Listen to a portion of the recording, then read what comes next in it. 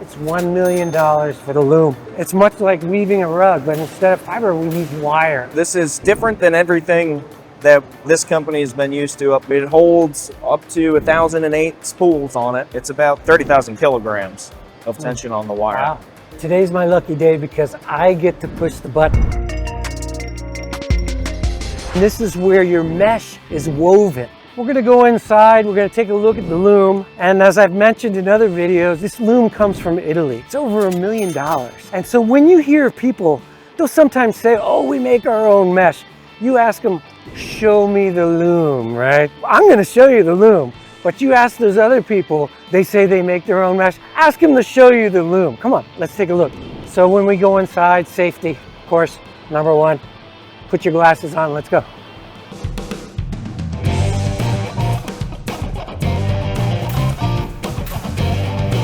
It's $1 million for the loom. It's much like weaving a rug, but instead of fiber, we use wire. And so this wire feeds through. We can do about 36 feet an hour here.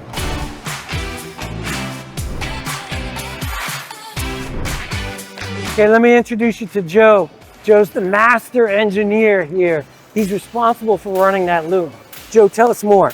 How does this loom work? So this is a trickle loom here, and it's fully CNC, which gives us the ability to control. CNC, computer control. Computer controlled, and that's important because using computers, we can get the perfect squares. Exactly. Top and bottom, left and right. Yep. And it gives us fine-tuning abilities that would have to wait a long time to get different gears in to try if it was all mechanical. And so you get much better looking mesh and you get much better performance. Exactly. And I think that's a big differentiator because if you look at operations overseas like China or Thailand, they don't have CNC controlled machines. Less of them don't. Yeah.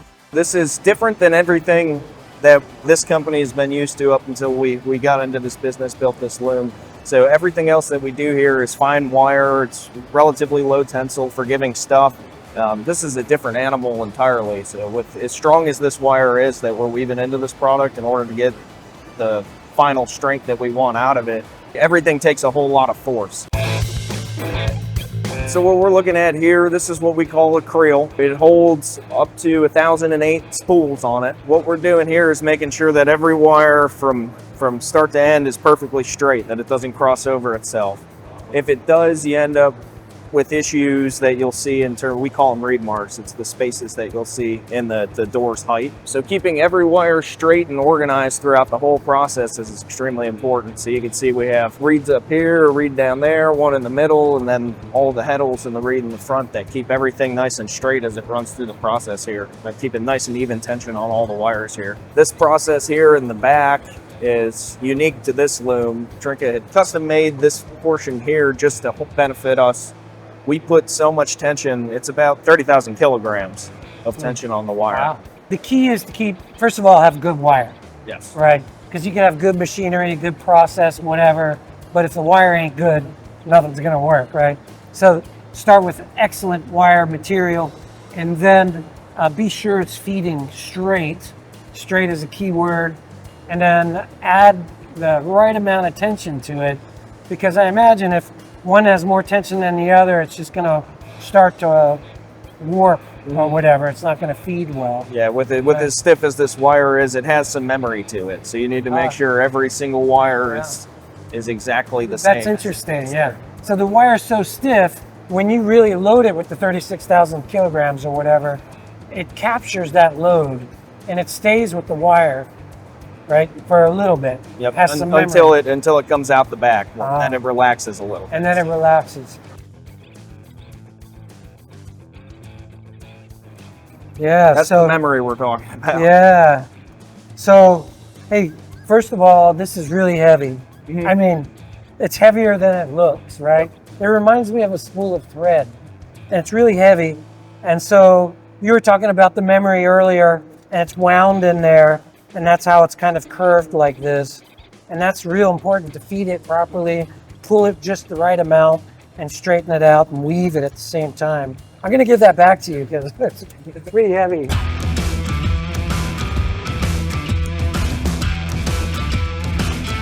Today's my lucky day because I get to push the button. I'm gonna start the loom. Normally they don't even let me back here, right? I'm gonna do it. Come here, watch. See these two green buttons right here? Is everyone safe? Yep. We're safe? Here we go.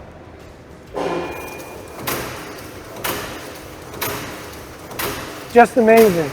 How do I turn it off? Be the red button there. Perfect. There we go. There's someone else's window right there.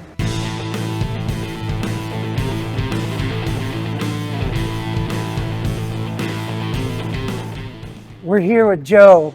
Joe is the captain of this ship, right? I like that. What's your official title? Heavy mesh loom tech. And so this is a CNC controlled machine, right? It's computer controlled loom, which is super critical because that's going to give you the more precise squares, top, left, bottom, right. The loom more or less is tracking what it's doing while it's doing it, so it's constantly I like that. So the loom can track on its own whether it's producing exactly what it's supposed to do. Yep. Yep. And then some companies cut corners. They don't have a CNC computer controlled loom, and they're just using like a manual loom. And so I'm guessing those manual looms, the finish isn't as nice usually.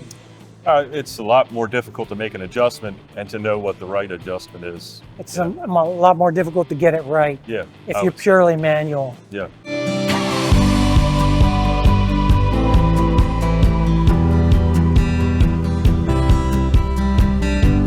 It's pretty complex. Yes. I mean, you look at a piece of mesh and you go like, oh, it looks like a bunch screen, but it's really complex, right? Yeah, a lot goes into this, Yeah. and it's a labor of love. It gets a lot of Labor of attention. love. So